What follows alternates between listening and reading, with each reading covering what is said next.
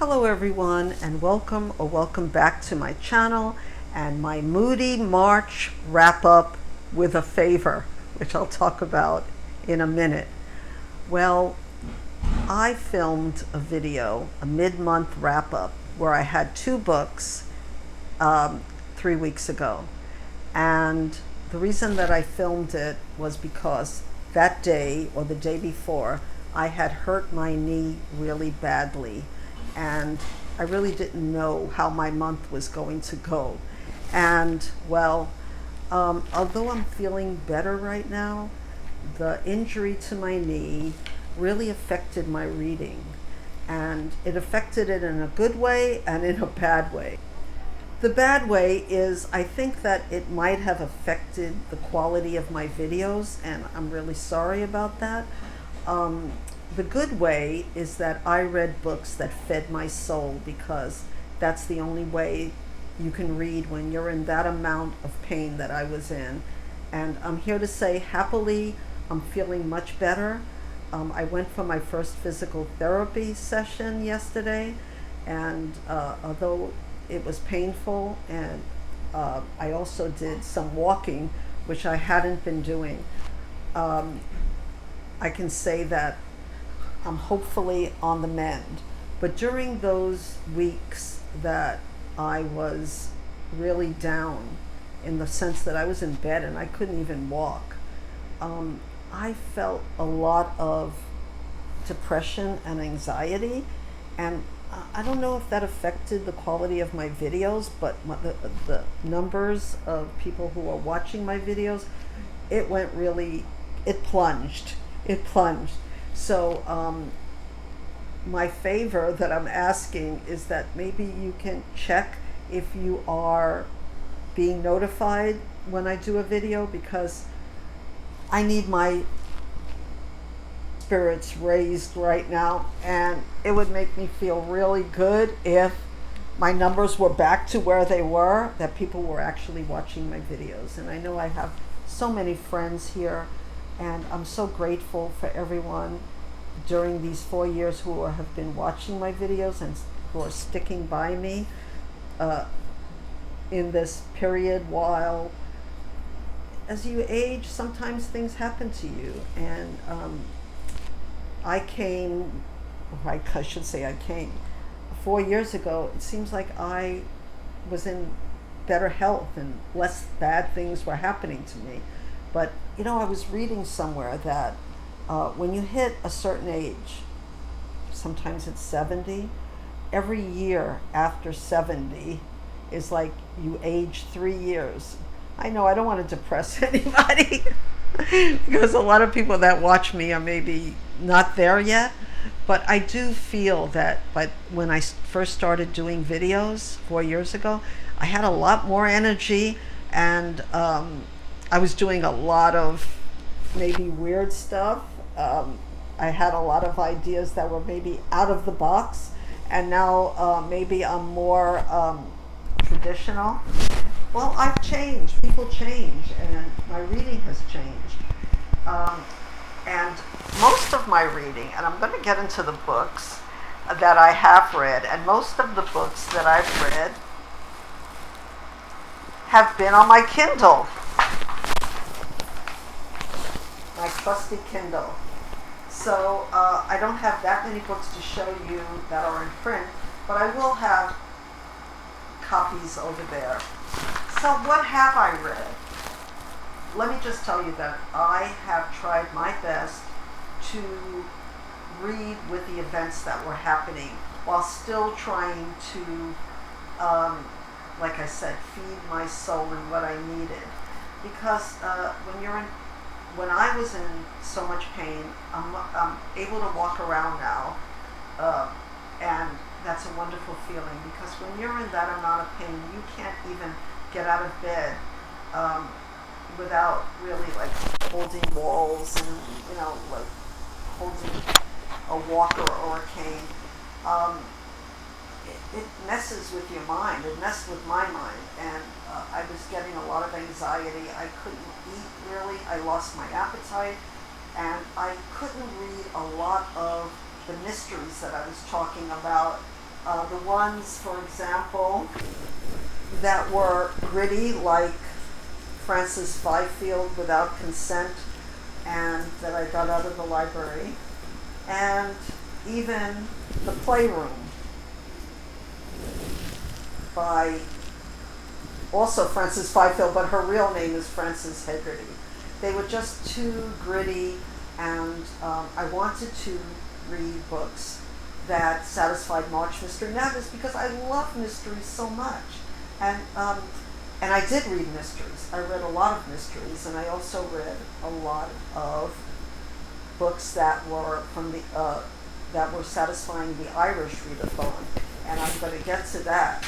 But I wanted to talk about first an author that I really didn't get along with much when I read her in the 80s.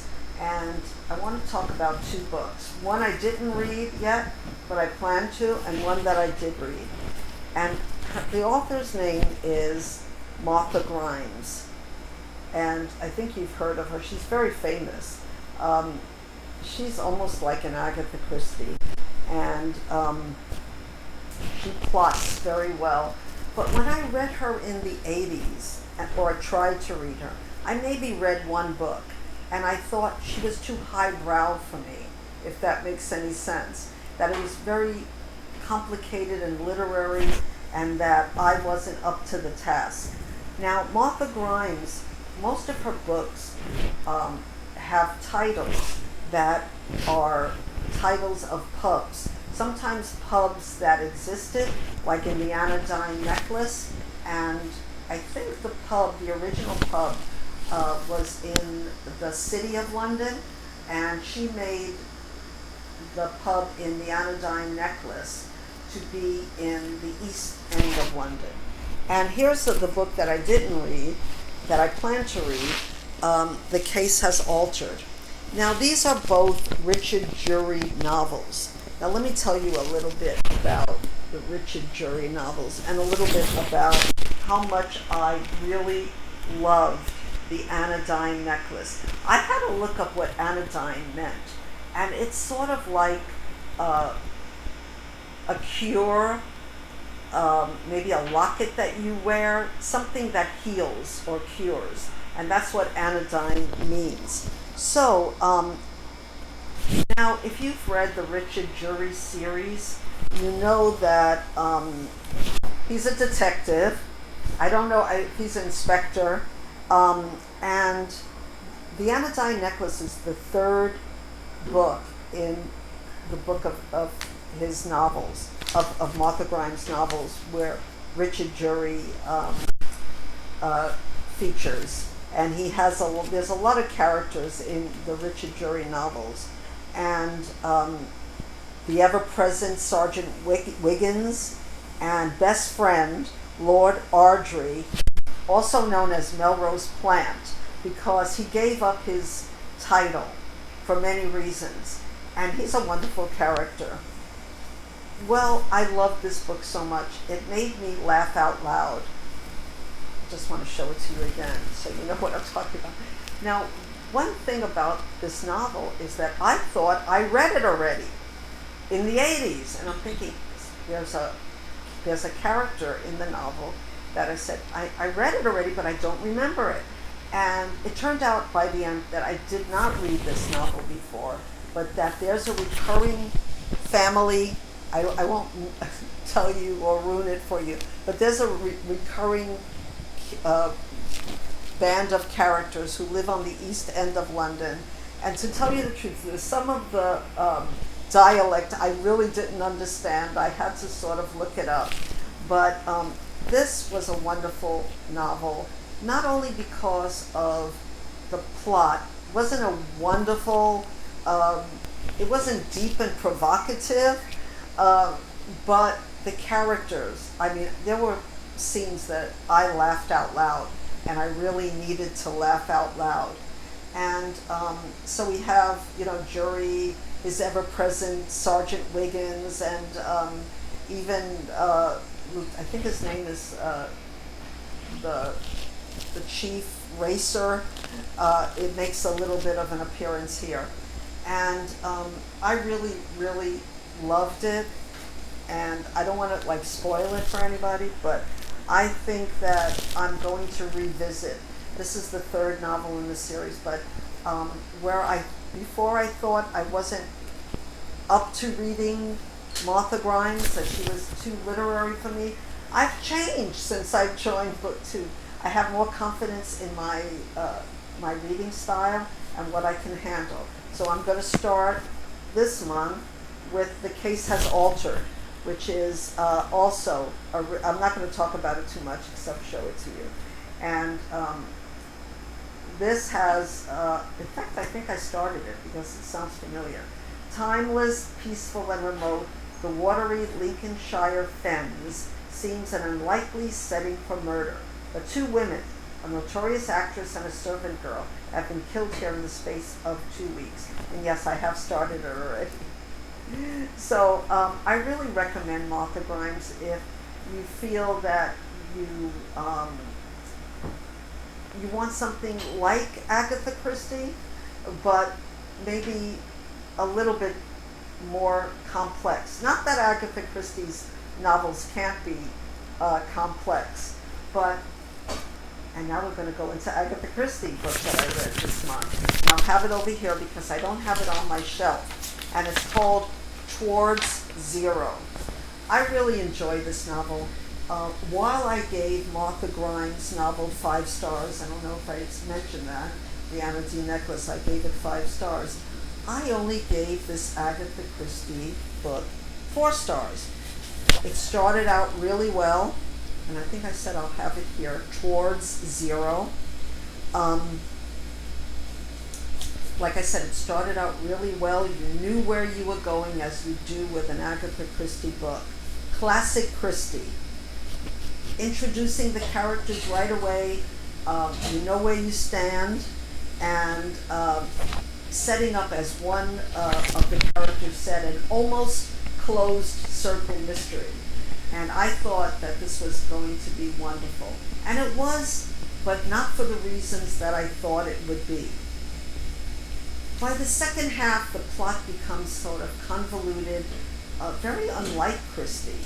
And the ending, although like technically plausible, because all of Agatha Christie's novels are plausible, but you had to really go there. And what really bothered me about the novel was that and I don't want to spoil it, but some of the main characters weren't, some of them were very physically described, and some weren't. And in this case, there were a few characters that needed to be physically described for it to be more plausible, let's put it that way. And why did I give it 4 stars then? Of course, I was Agatha Christie. And the beginning, the way she sets up the whole, you know you're going to be fooled, you're going to have red herrings, you know all of this is going to happen. But what was wonderful about it, if you want to read between the lines, now you know that Agatha Christie, most people know that she, the author, went missing. I think it was in 1927. In fact, there's an event, Christie's Missing, that reads books regarding that.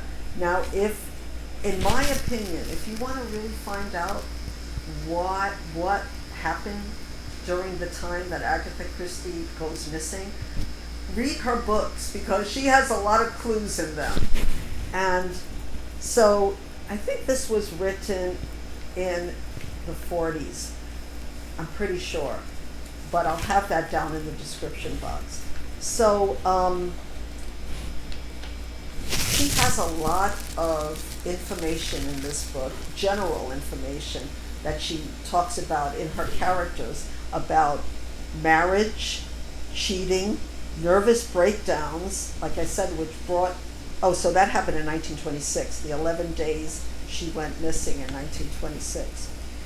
And she also has one character that really reminds one of Archibald Christie, her ex-husband. He's very sportive. If you know anything about the history, the memoir of Agatha Christie, I think he played tennis. and or golf, one or the other, and that's how he met his paramour or mistress that became his wife. So she has a character that seems to be fashioned after Archibald Christie, which is a lot of fun. And also, I think she's so much, she never talked about it in her memoir. So she's in the 40s, she's married already to her second husband, and she's far enough away from what happened in 1926 that she can have great fun with it. Okay, so that's the second book I read. I gave it 4 stars. Okay, now I wanted to talk about how I really sort of failed in the Irish readathon, and that I was going to read a book that I was determined to be a 5-star read. And I made it. I cheated a little bit because I finished it the first few days of April, but I'll have it here. I read it also thanks to my good friend Nathan, who sent it to me on Kindle, and it's by Emma Donahue. I think that's her name.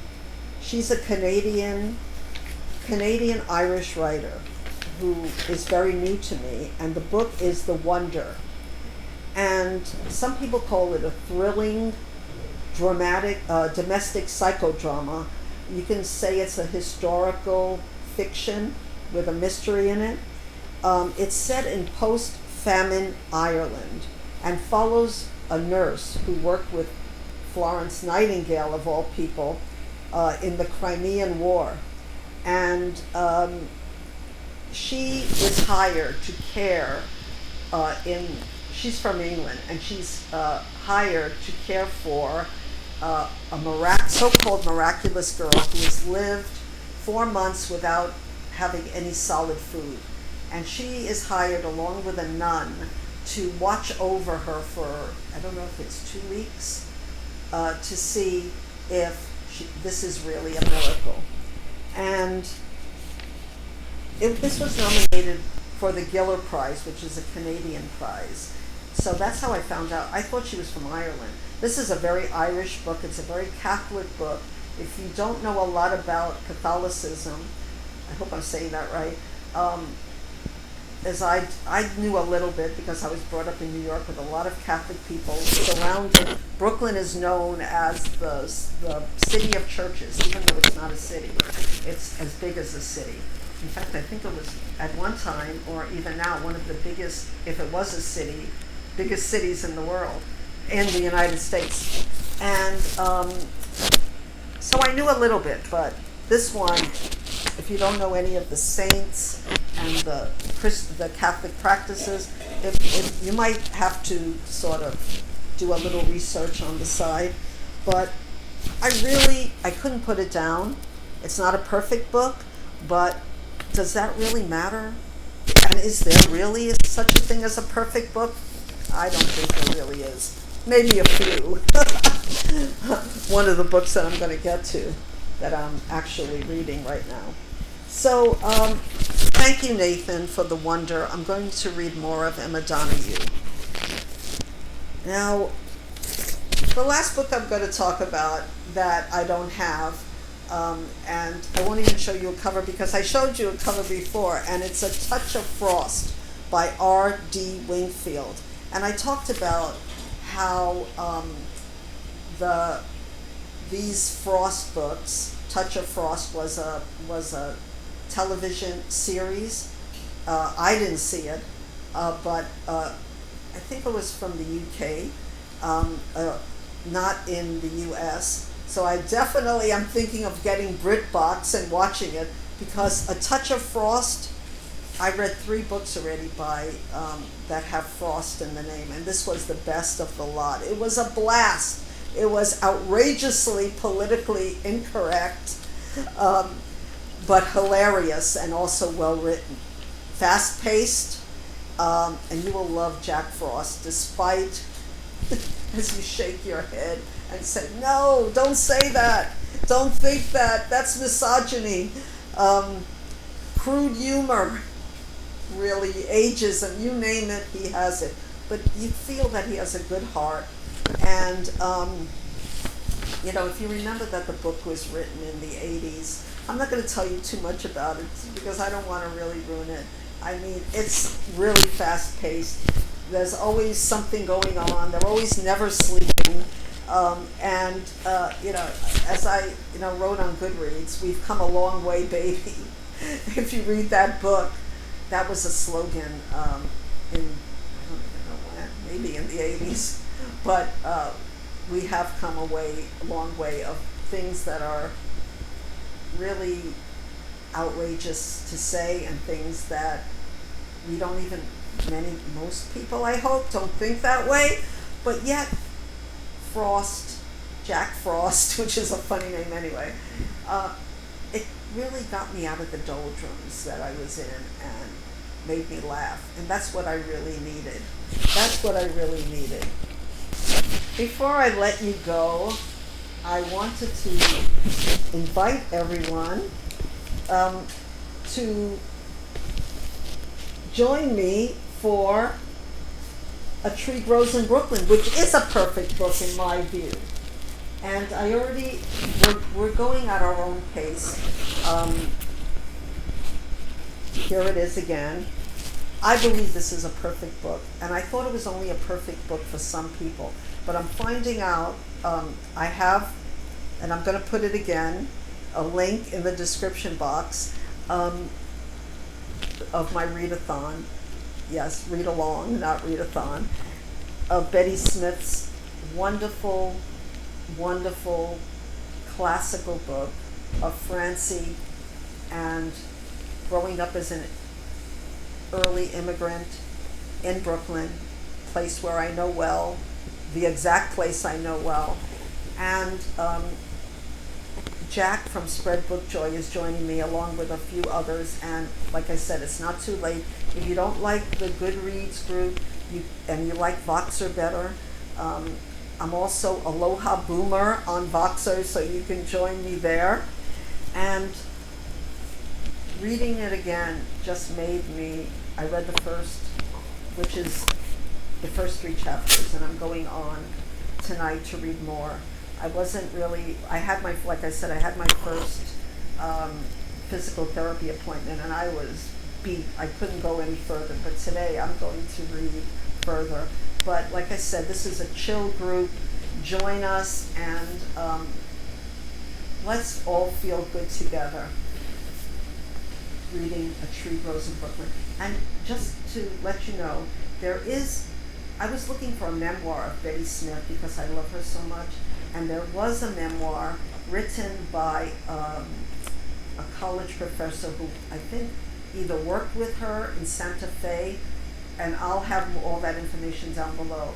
For People April, if you want to know more about Betty Smith and how autobiographical her books are, and she said they were, and you want to know more about her, I'm going to have the name of the book.